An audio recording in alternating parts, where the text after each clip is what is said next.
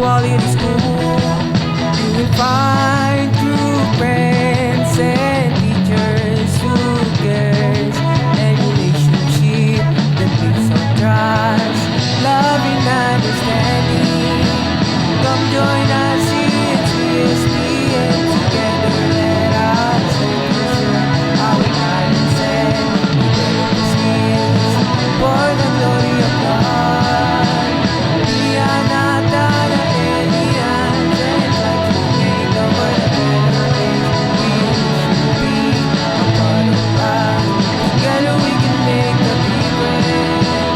Come join us here at CSP, and together let us learn to share our talents and develop the skills for the glory of God. We are not an alien,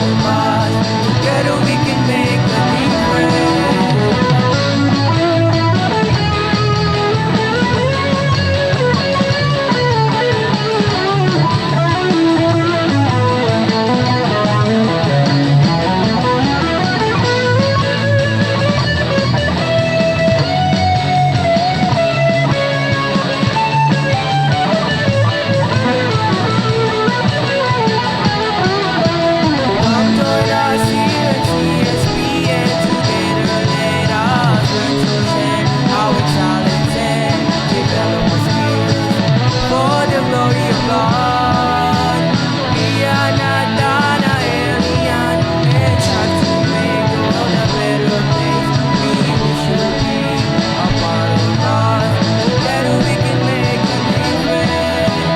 Come join us here at CSP, and together let us learn to share our talents and develop our skills for the glory of God. We are not an alien, and try to make the world a better place. We wish you be a part of us. Together we can make a difference. Come join us here in CSP, and together let us learn to share our talents and develop the skills for the glory of God.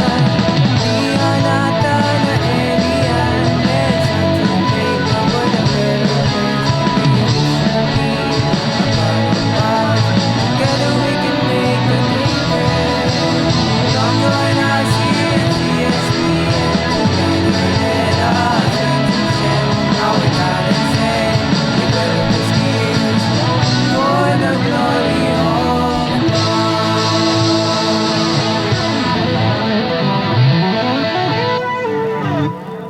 In the name of the Father, and of the Son, and of the Holy Spirit.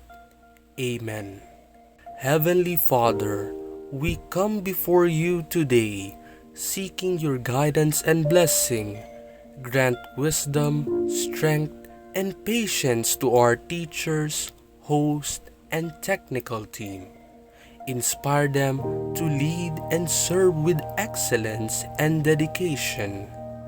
Bless our audiences with open minds, kind hearts, and a desire to grow each day. May everything we do through CSBN Portal be done with unity and for the glory of God. Keep us faithful, humble, and joyful in our work. In Jesus' name we pray. Amen. In the name of the Father, and of the Son, and of the Holy Spirit. Amen. The grace, love, mercy, and peace of Christ Jesus be with you and all your loved ones. So, welcome to another episode of Let God's Word Guide Us under the CSBN portal. So, today we will be reading from the letter of Paul to the Romans, chapter 5, verse 1. By faith, we have received true righteousness, and we are at peace with God through Jesus Christ our Lord. So in this single verse that I read to you from the 5th chapter of the letter of Paul to the Romans, verse 1, Paul would like us to focus on the gift of faith. Faith here means the gift or the grace of God granting believers to believe in Him, in His Son, and of course, in the power of the Holy Spirit. So this is in contrast with righteousness that is obtained because of obeying the laws and the decrees. It is not act, but faith. Or it is not human deeds or works that will save mankind. No? In St. Paul's theology and understanding, it is not human effort that we will be able to have righteousness in front of God, but the gift or the grace of faith. So if we're going to analyze it in a theological level, our righteousness does not depend on human effort, but on God's grace of faith, granting the believer to believe in Him and in His mercy and in His righteousness, which will give us another blessing, and that is peace with God. It is not the law, according to St. Paul, no? It is not the law or obedience to the law that is fundamental. It is God's gift of faith. Now, faith should be understood here as a part of the theological virtue. There are three theological virtues: faith, hope, and love. And we are now talking about faith, one of the theological virtues. God grants faith to an individual, and the individual who is given the gift of faith believes and do whatever God commands, experiences peace in his or her heart.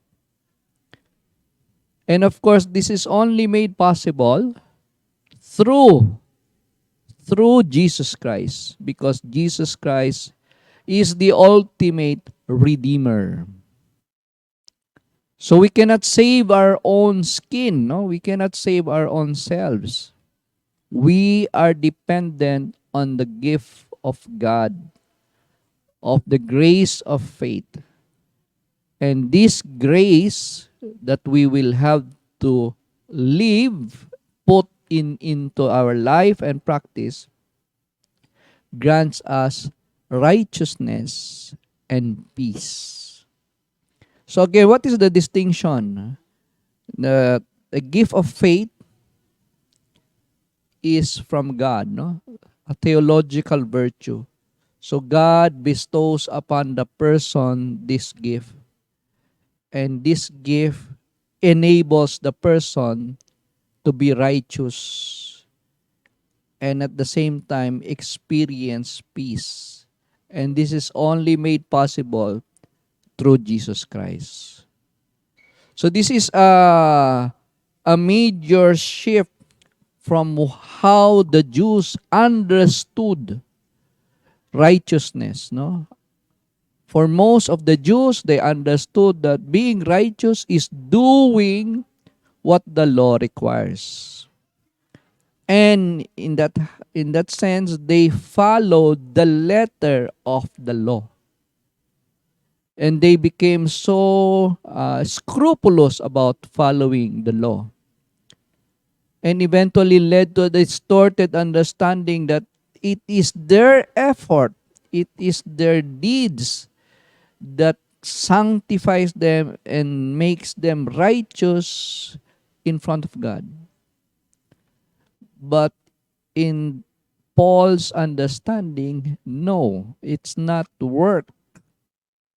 It's not human deeds that saves us. It is God's gift. It's God's grace of faith. And so this theological virtue of faith is really one of the beautiful gifts that God bestows upon believers, no? Many times we take this for granted, but this is a fundamental gift that needs to be nourished, especially in Paul's understanding. It is faith in, through, and with Jesus Christ. So that is why our role is to be open to these promptings of the Holy Spirit within us, so that we will accept this gift of faith, nourish the gift of faith, deepen the gift of faith, which will lead us to putting into action whatever our faith demands. And this gives us peace and righteousness. So lastly, I just like to share this peace with God, no? Yung shalom. In Hebrew, they call it shalom, no? Peace. Peace here is not the absence of war, no? But the man totals well-being and harmony within himself, God, and the rest of God's creation. It is serenity amidst chaos. It is peacefulness amidst the many disorders in life. Because this peace, this shalom, comes from God's gift of faith, God residing in the human heart, that grants a person serenity, peace, with the belief that he is loved by God unconditionally. So thank you so much for listening. Again, you may want to read that on your own. Romans chapter 5, verse 1. And I hope you continue to be guided by the sacred scriptures and nourish your faith by reading the Word of God and allowing God's Word to guide us all. Bye-bye. And to all our Radio Maria listeners, bring Christ into your home.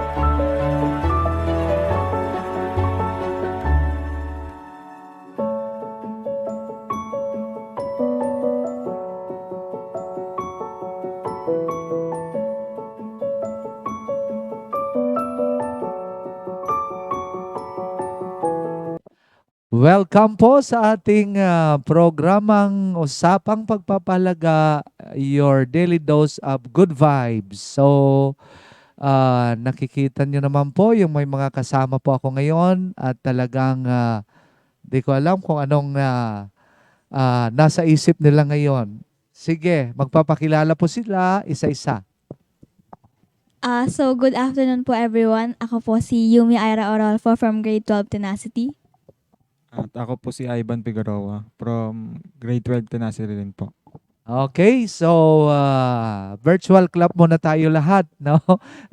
Sa mga nanonood po, taga-subaybay po ng ating programa. Dito lang yan sa ating portal. At muli, magandang araw po at mga kalakbay sa ating Radyo Maria Philippines at mga kausapang pagpapahalaga. Kasabay ng pagpasok ng buwan ng Marso at ang ating paglalakbay sa panahon ng Kwaresma, muli tayong magsasama-sama upang magmuni-muni. Yan. Tapos, syempre, welcome po sa ating week 1 theme. Ang ating tema po ay pagbabalik loob at journey of conversion. So, ngayong linggo na ito ay hihimay-himayin natin na ang tunay na kahulugan ng pagbabago. Hindi lang yon sa isip, kung hindi yung tagus sa puso at makikita sa gawa. Di ba?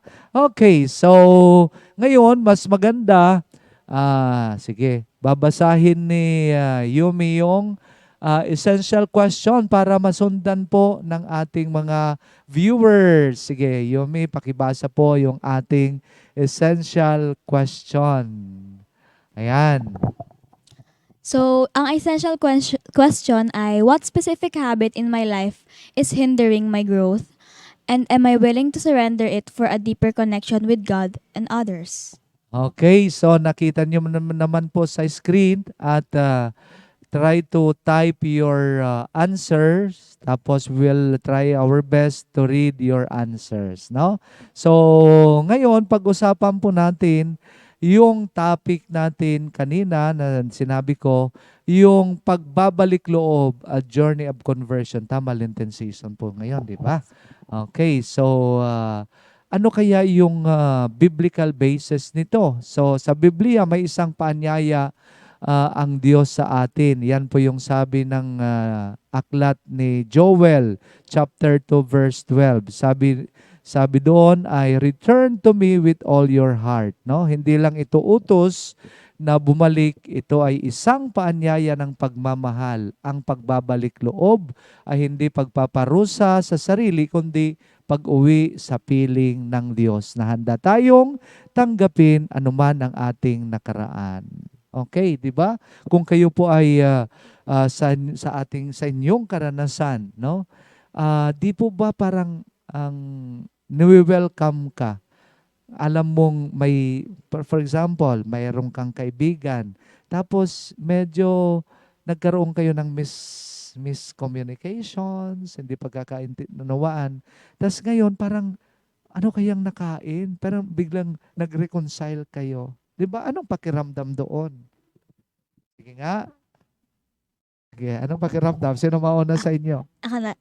So, para sa akin po, pagdating po lang sa mga situations na ganun po, pagdating sa mga friendships, sa mga magkakaibigan, para sa akin po, syempre po nakakagaan sa loob na yung bagay po na nasira dahil lang sa hindi pag-uusap ng maayos sa isa't isa, ng hindi inaalam or hindi nagkakaintindihan sa nararamdaman ng isa't isa is nakakabuti po sa loob na maayos pa rin siya in a way na parehas kayo nung mga kaibigan mo na voluntarily na pagbibigyan or forgive na i-forgive niyo isa't isa para lang sa simpleng bagay para hindi masira yung connection nyo na nagawa nyo or nabuo nyo through the years. Yan, galing naman. Palapakan natin si Yumi, no? Si Yumi.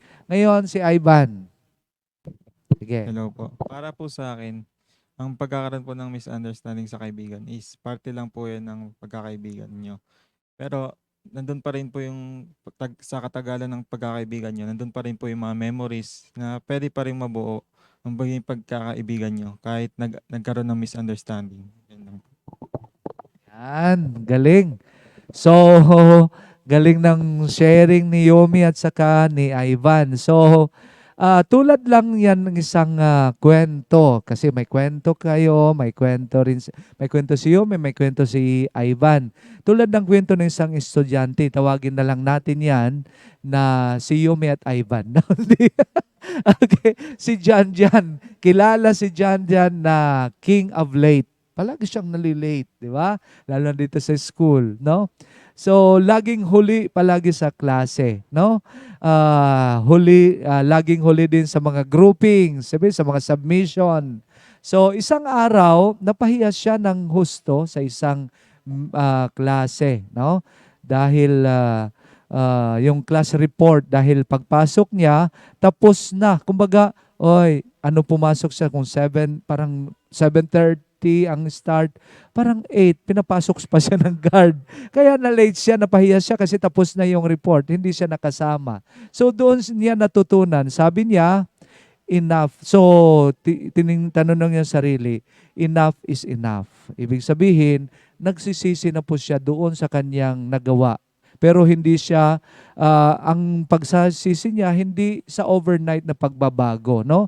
Nagsisimula sa maliit na hakbang. So, kaya nga, ang mga hakbang niya, ginawa niya ay inagahan niya na ng tulog, no? Tapos, nagkaroon siya ng alarm, no? Talagang sinet niya yung alarm clock niya na talagang magigising talaga siya. Maaga yung sinet niya. Tapos, kumuha ng, kumbaga, yung accountability. So, parang ikinunsaba na, kinausap niya yung mami niya at yung kapatid niya na pag ganitong oras, gisingin siya. So, after a month, hindi lang siya naging, nagbago talaga. Naging on time na palagi. Siya na ang pinaka-consistent sa klase nila. So, ano pong ibig sabihin yon, no? Yung kwento noon, yung masasabi natin, ang conversion o pagbabalik loob ay nagsisimula sa maliit, no? Para kapag tinustusan ng sipag, ito ay lumalago, no? So, yun po yung naging karanasan doon sa kwento, katulad din yung kwento paano nagbabago yung isang tao, no? So, pag nagbabago ka pa naman, ano po yung pakiramdam? Ano yung feeling? Di ba minsan sasabihin, ay, OA naman. Pero talaga kung ikaw may drive ka doon, para with your conviction, talagang babaguhin ko na yung mga ginagawa kong hindi tama. So, palag win-win ka solution, masarap ang pakiramdam, no? At minsan nakakagulat din sa kapwa niyo, din kaibigan niyo, oy, ano na, di ba? Minsan ganon. Pero pag sineryoso, ikaw din ang nagdadala ng nung talagang yung victory. Kasi nalampasan mo at nagbago ka sa iyong mga araw-araw na gawain. So ano ngayon yung mga values? So ang una, yung values ay makikita natin na mapag-aralan natin sa pagbabalik loob ay, ang una ay Honesty sa sarili. yan ang una. Honest ka sa sarili. Tapos bakit honesty? Anong bang sabi ng honesty? Sinabi natin, Yumi, na honesty sa sarili. Honesty sa sarili, ito po yung pag-aamin na meron kang mali, na hindi tayo makakaalis sa putikan kung itinatanggi natin na madumi tayo. Ayun. So yung talagang aminin mo, no? Kaya wag mong, sabi pa nga, parang pinipilit mo yung may kinikim-kim ka na ayaw mong ilabas, tinatago mo, no? Pangalawa, ano pang pangalawa, Ivan, sa tingin mo? Sabi ni Yomi kanina, honesty sa sarili. Pangalawa, Ivan? Pangalawa po is disiplina. Disiplina, no? Honest sa sarili and then disiplina. Paano natin nasabing disiplina, Ivan? Ang pagbabago ay hindi lamang sa emosyon. Ito ay desisyon, panindigan ang tama araw-araw. Yon. So, yung sabi nga ni Ivan, yung pagbabago ay hindi lang emosyon. Kung hindi ito ay desisyon, talagang papanindigan mo ang tama araw-araw. 'Di ba? Ganda. So, yung pangatlo naman ay yung pagtanggap ng tawag sa Diyos. Sabi pa nga natin ay sabi pa nga, ang Diyos ay salita. Pag tinanggap natin, merong ang salita, tatlong function. Number one, ini-inform sa information. Pangalawa, yung expression. At pangatlo, ito na yung sinasabi na summon. Tinatawag ka na para gawin. So, maniwala na may kakayahan. Dapat alam mo yon, may kakayanan ka. May kakayahan ka na magbago dahil ang Diyos ay nagbigay ng biyaya sa bawat isa sa atin at may malakas kaysa sa ating mga kahinaan. Kung tinitingnan mo ang sarili mo, mahina po ako sa ganito. Isipin natin ang biyaya ng Diyos ay malaki at malakas pa doon sa kahinaan po natin. Okay? So, yan po yung pangatlo. Okay? So, ano naman kaya yung ating mga take home? So may katanungan lang na kailangan natin sagutin para sa ating mga viewers doon sa ating topic na pinag-usapan. Una, ano ang isa mong kailangang baguhin para mas mapalapit sa Diyos? Ano kaya? Pangalawa, ano ang root cause nito? No? Katamaran ba? Takot? O baka masyado ka lang naging kampante sa iyong tinatawag na comfort zone mo, no? So, ano? Yan ang mga challenges, no? So, ano ang isa mong kailangang baguhin para mas mapalapit sa Diyos?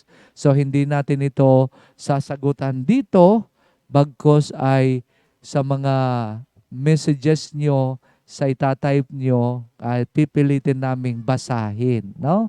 So, ano kaya ang concrete action? Sige. Ay, Yumi, pabasa nga. Ano yung concrete action? Ang concrete action, ito yung i-challenge natin ng mga sarili natin sa One Habit Challenge. Yan, One Habit Challenge. Yan, ano yun? Sige nga. Ang One Habit Challenge po is yung pipiliin ang isang gawin na iiwan mo. Halimbawa, yung mga pagmumura or Yan. sobrang puyat o uumpisahan.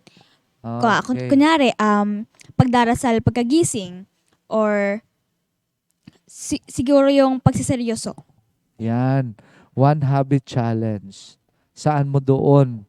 Kumbaga, pipilian ng isang gawi na iiwan mo, no? Kaya nga sinabi ni Yomi kanina, ito ba iiwan mo yung pagmumura o sobrang puyat, no?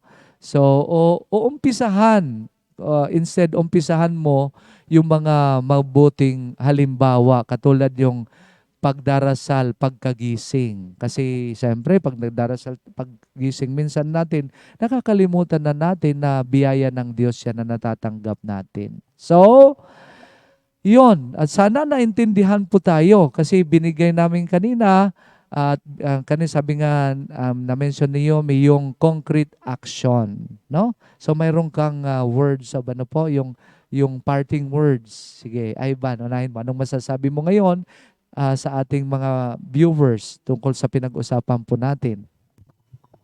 Para sa akin lang po, ang pagbabago po ng sarili natin ay nanggagaling talaga sa sarili natin. Dapat may action tayong ginagawa kung gusto po natin magbagong buhay. Oh, very good, Ivan. Sige, Yomi, ano masasabi mo? So, connected lang din po sa sinabi ni Ivan. Dun sa, inspired po dun sa kwento ni Jan kanina na sinabi ni Sir Perry na syempre po, ang pagbabago within sa sarili is hindi po mangyayari kung kayo po mismo, wala po kayong babaguhin sa sarili nyo. And syempre, sa pagbabago po, sa realidad, hindi po siya mangyayari or wala pong mangyayari sa buhay nyo kung kunwari po, may gusto kayong baguhin sa sarili nyo, pero kayo po mismo, wala kayong ginagawa para baguhin yun and para makamit yun. So, syempre po, expected na po na wala po talaga mangyayari kung kayo po mismo is walang binabago sa sarili nyo. Yan. Ang pagbabago sa sarili dapat nag-uumpisa sa atin, no?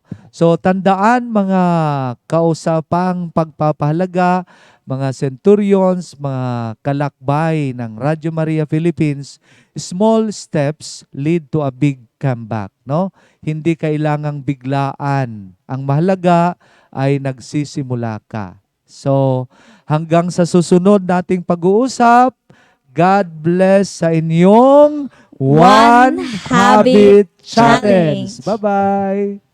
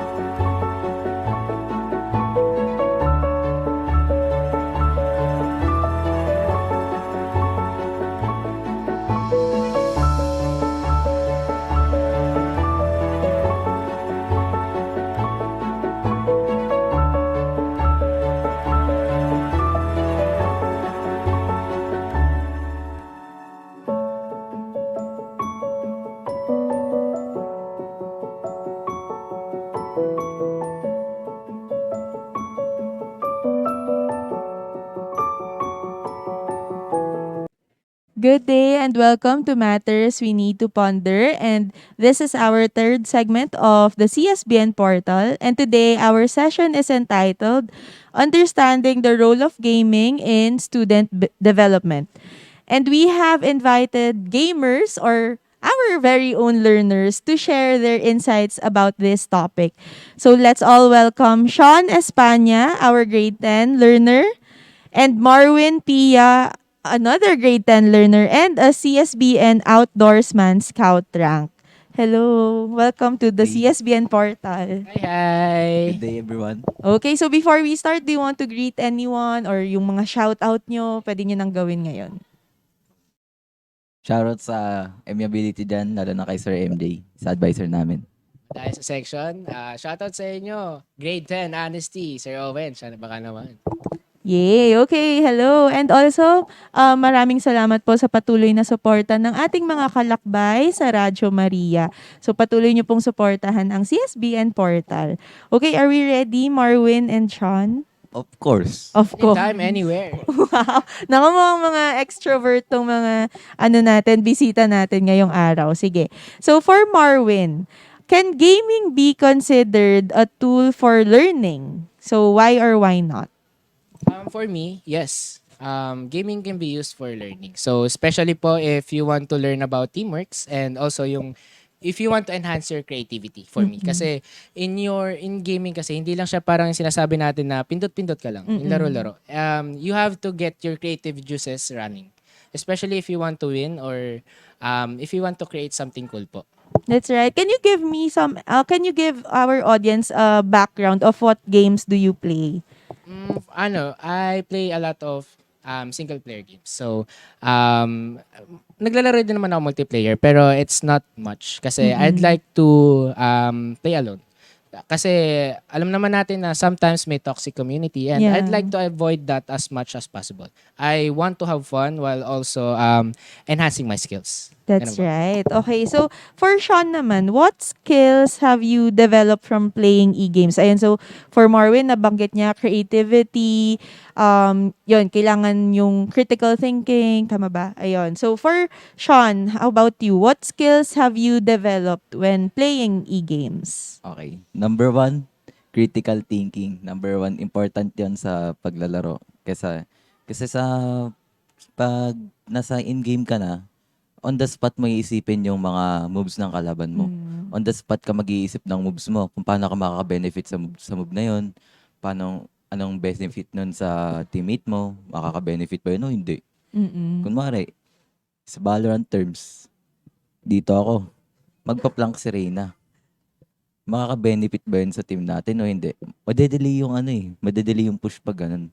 Makaka-benefit ba yun? Same din yun sa academics. Pag ba naglaro na ako ngayon, makaka-benefit ba yun? Unahin ko ba yung ACADS ko bago yung maglaro? Ayun, ganyan yung number 1, critical thinking. Okay, so I think also may reflection, 'di ba? May reflection moments kapag naglalaro tayo ng e-games.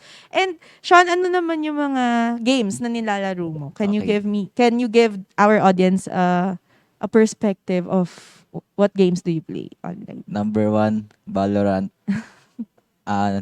Diamond 2 na po ako sa Valorant. Mataas sa- ba 'yon? Mataas ba yun? Above Hindi ako average. familiar. Above eh. average. Tapos minsan po kasama mga tropa pips ko, ML. And dati, COD M din. Naka-legendary na ako once. Pero tinabad na ako. Okay. So, ayan. So, marami kayong, there is a diverse yung options when playing online games. So, for both of you naman, you can answer, siguro si Marwin muna and then si Sean. How do you balance gaming and academics? Ayun, kanina may reflection point si Sean na pag inuna ko yung gaming, makakaaral ba ako ng maayos? So, how do you balance both? Okay, dahil may reflection siya, hindi ako papatalo. No? Sige, unahin muna natin yung question na paano ko nababalance. Madali lang naman yan. It's all about timeliness and also yung pagiging responsibility mo. Pagiging responsible. Yan. So, para sa akin, ang gusto ko kasi sa bahay is, laro lang. Hindi naman sa parang gusto ko sa bahay nagre-relax ako. Kasi sa school, alam naman natin, ang daming nangyayari. Yes. So, dito ako nag-aaral. While sa bahay, onting aral, tas may laro. Okay. So, paano ko siya na-manage? Para sa akin, inoorasan ko sarili ko. That's So, kapag right. sobrang tagal ko na, like, tinitingnan ko oras, ay, tama na. Mm-mm.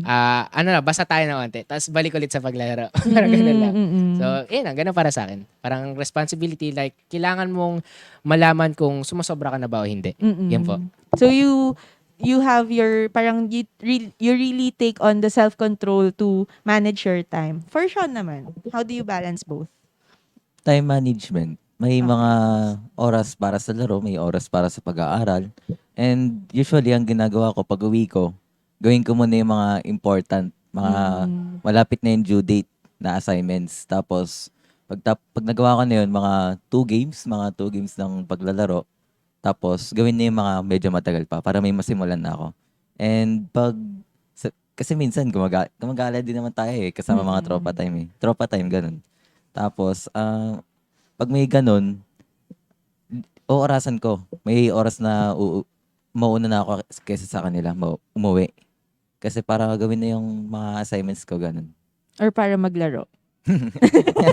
Pwede, Hindi. pwede. Okay, joke lang. So, ayan. So, it's really important when you have multiple interests, it's important that you manage your time wisely. Okay.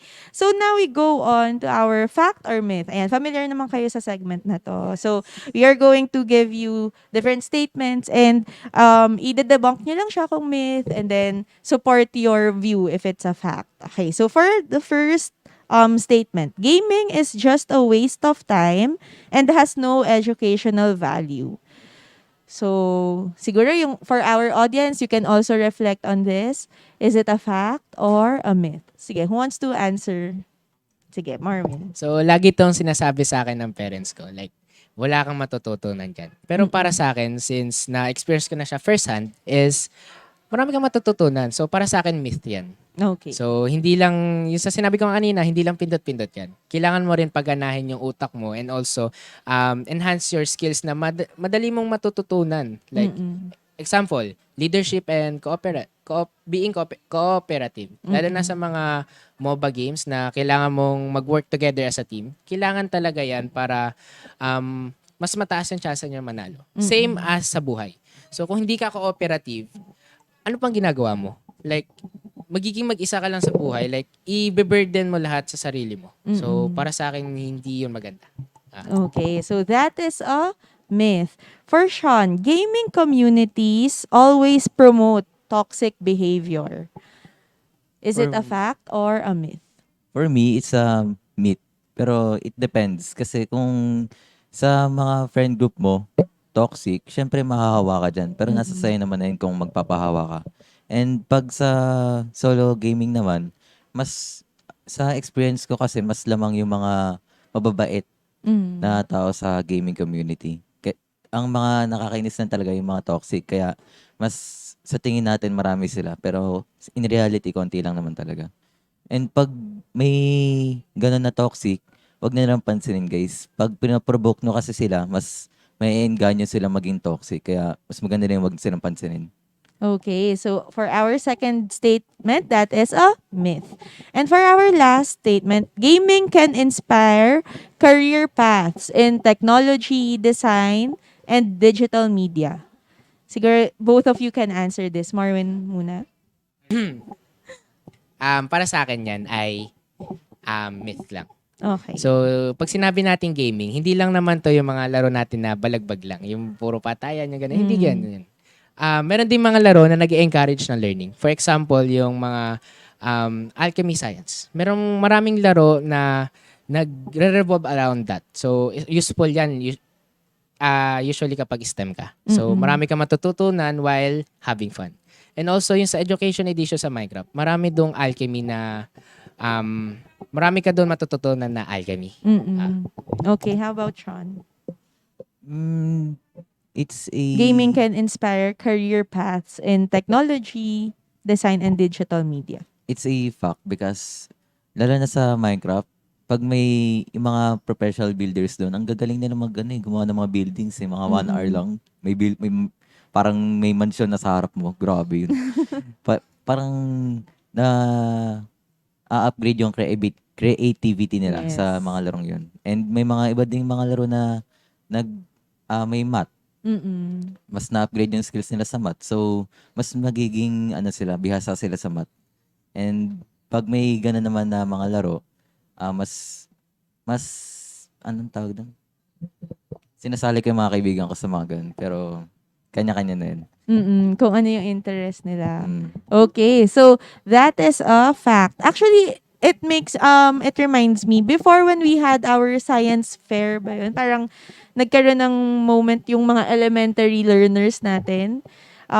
Yung isa sa mga ads natin or commercials natin sa CSBN portal, yung Minecraft, parang yung reimagined CSBN in the Minecraft world. So you can also see how they build and create those kinds of worlds. Kung ano yung reimagined worlds nila. Ayan. So that is our session for today. Thank you, Marwin and Sean, for gracing us with your presence. So before we leave, any key takeaways for our audience? Siguro one-liner na advice nyo for those who want to enter the gaming world. So, ako muna. Huwag kayo ma-addict sa gaming. Always manage your time and huwag nyo galitin mga parents nyo. Okay. And Sean? Don't be toxic and manage your time. Oh. Yun lang. Okay, thank you Marvin and Sean for staying, and please stay tuned for our other announcements. Salamat po.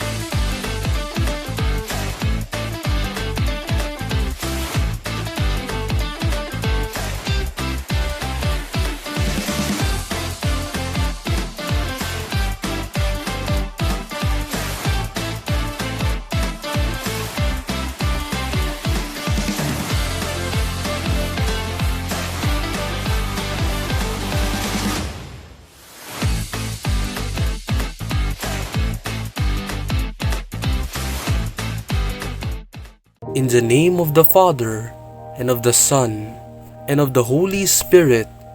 Amen. Heavenly Father, thank you for guiding us throughout today's program.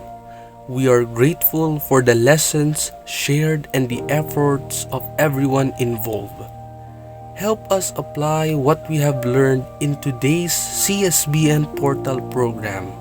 Everything we learned today, we offer to you for the glory of God. Amen. In the name of the Father, and of the Son, and of the Holy Spirit. Amen.